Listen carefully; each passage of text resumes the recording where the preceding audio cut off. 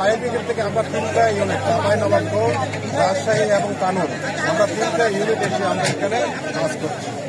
Victim যদি মৃত যদি তাকে বলে মনে হয়েছে তাহলে আমরা অন্য প্রসেস করতাম। আমরা মনে করি ভিকটিম হয়তো জীবিত আছে।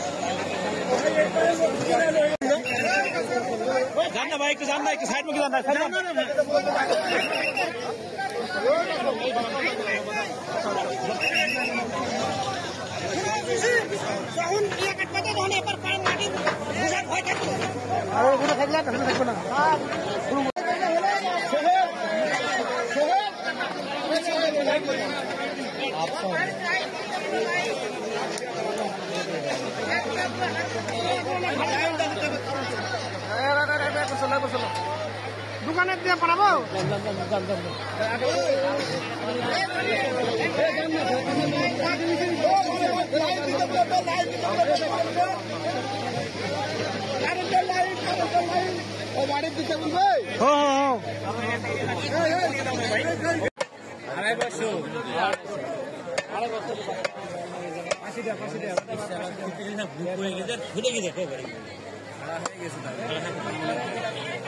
যদি পানি না থাকে